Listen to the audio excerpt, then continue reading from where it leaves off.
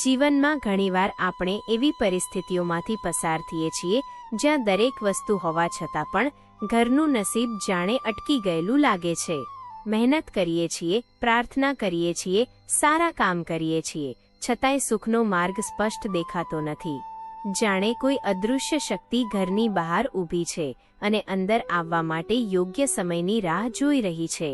અનેક લોકો વર્ષો સુધી મહેનત કરતા રહે છે, પણ નસીબના દ્વાર નહીં ખુલે. આવા સમયે મોટા લોકો એક જ વાત કહેતા, ઘરમાં લક્ષ્મીનો પ્રવેશ સ્ત્રીના ગુણો પરથી નિર્ભર છે. એટલે કે સ્ત્રીના જીવનની કેટલીક ખાસ વસ્તુઓ અથવા ગુણો ઘરના નસીબને તેજ કરવા માટે મુખ્ય કારણ બને છે. આજની આ વાર્તા પણ એવી જ છે, ઘરની અંદર છુપાયેલા 4 દિવ્ય તત્વો વિશે, જે જો સ્ત્રી પાસે હોય તો ઘરમાં માત્ર સમૃદ્ધિ જ નહીં, પણ પ્રકાશ, શાંતિ અને આશીર્વાદોનો પ્રવાહ ચાલુ થઈ જાય છે. ઘરનું નસીબ તેજ થવાનું સૌથી પહેલું અને મૂળ કારણ છે સ્ત્રીના મનની શુદ્ધતા. માણસનું મન જેવું હોય છે તેવા જ તેના જીવનના પરિણામો બને છે. પરંતુ સ્ત્રીનું મન તો માત્ર તેના જીવનને જ નહીં, પરંતુ આખા પરિવારની ઉર્જાને નિયંત્રિત કરે છે. જો તે ખુશ હોય, શાંતિમાં હોય અને સકારાત્મક વિચારો રાખતી હોય તો ઘરમાં એવી પવિત્ર શક્તિ ફેલાય છે કે નાના મોટા કામ સહજ રીતે આગળ વધવા લાગે છે. ઘણીવાર ઘરમાં શાંતિ ન રહેવાનું મુખ્ય કારણ બહારની પરિસ્થિતિ નહીં, પરંતુ ઘરની અંદરનો ઉર્જા સંતુલન હોય છે.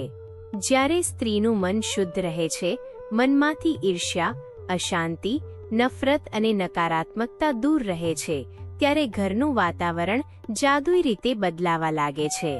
કારણ કે જ્યારે તે ખુશ હોય છે ત્યારે તેની ખુશી ઘરના દરેક સભ્યને અસર કરે છે.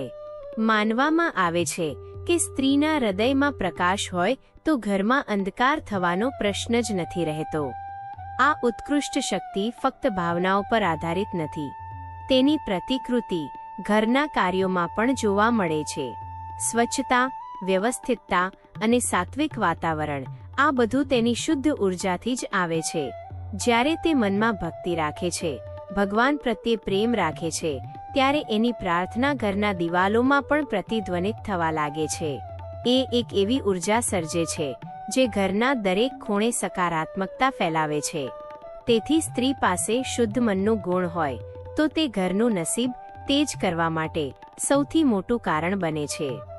દિવ્ય શક્તિનો બીજો સ્તંભ છે આશીર્વાદની થાળી, જેને ઘણા ઘરમાં વિધિની થાળી, મંગલ થાળી, પુરવૈયા અથવા ઉર્જા થાળી પણ કહેવામાં આવે છે. આ થાળીમાં રાખેલા ચોખા, કંકુ, હળદર અને નાનું નાણું, આ બધું કોઈ સામાન્ય વસ્તુઓ નથી. આ વસ્તુઓ ઘરમાં દૈવી આશીર્વાદ લાવવા માટેનું મુખ્ય માધ્યમ છે. જે સ્ત્રી આવી થાળી રાખે છે તે ઘરમાં નિયમિત દીવો કરે છે, પૂજા કરે છે અને ભગવાનનો આભાર માને છે.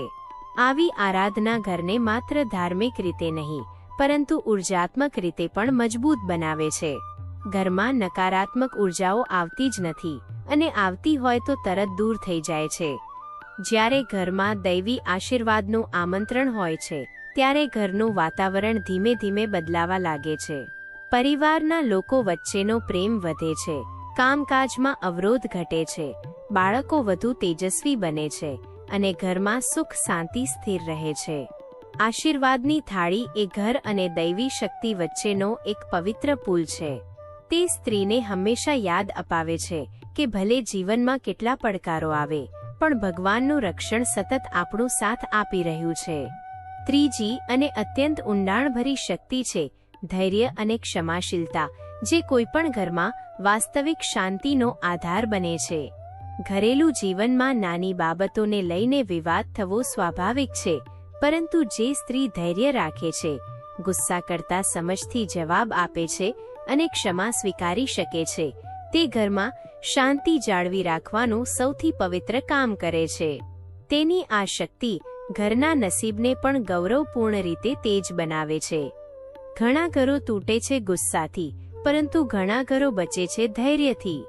ક્ષમાશીલ સ્ત્રીનો સ્વભાવ ઘરમાં એવી ઉર્જા પેદા કરે છે કે મુશ્કેલ સમયમાં પણ પરિવાર તૂટતો નથી, પરંતુ વધુ મજબૂત બને છે. જ્યાં ક્ષમા છે ત્યાં કલહ ટકતો નથી, જ્યાં ધૈર્ય છે ત્યાં દુર્ભાગ્ય હાર માને છે અને જ્યાં શાંતિ છે ત્યાં લક્ષ્મીનું નિવાસ સ્થિર રહે છે. એક સત્ય વાત છે, લક્ષ્મી ત્યાં જ આવે છે જ્યાં ઘરમાં કલહ ઓછો અને પ્રેમ વધુ હોય. ચોથી શક્તિ છે નિયમિતતા અને સંસ્કાર, જે ઘરના નસીબને લાંબા સમય માટે તેજ કરે છે. વહેલી સવારે ઉઠવું, ઘરમાં દીવો કરવો, પાણીનો કળશ રાખવો, બાળકોને સંસ્કાર આપવા, વૃદ્ધોના આશીર્વાદ લેવું, ઘરને સ્વચ્છ રાખવું, આ બધું નાની બાબતો લાગે છે, પરંતુ આ નાની બાબતો જ ઘરના નસીબને રચી નાખે છે. નિયમિતતા એક ચુંબક છે, તે લક્ષ્મીને ખેંચી લે છે. સંસ્કાર ઘરના તહેદ છે, તે ઘરને ઊભું રાખે છે. જ્યાં આવી સ્ત્રી હોય છે ત્યાં ઘરનું ભાગ્ય ઊંચાઈ તરફ જ આગળ વધે છે.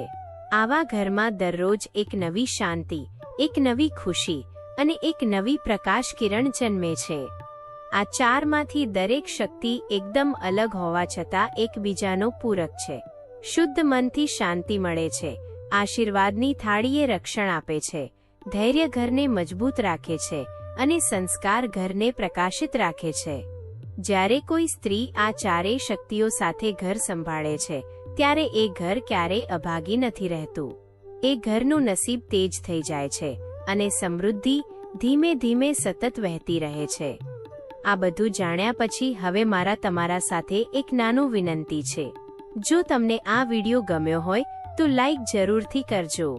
ચેનલ સબસ્ક્રાઇબ કરી બેલ આઇકન દબાવી દેજો, જેથી આવી જ આધ્યાત્મિક અને જીવન પરિવર્તનકારી વિડીયો તમને દરરોજ મળી શકે. અને કોમેન્ટમાં લખજો, આ ચાર શક્તિમાંથી તમારા માને અથવા તમારા ઘરની સ્ત્રીમાં કઈ શક્તિ સૌથી વધારે છે? તમારી એક કોમેન્ટ પણ અમને નવી શક્તિ અને પ્રેરણા આપે છે.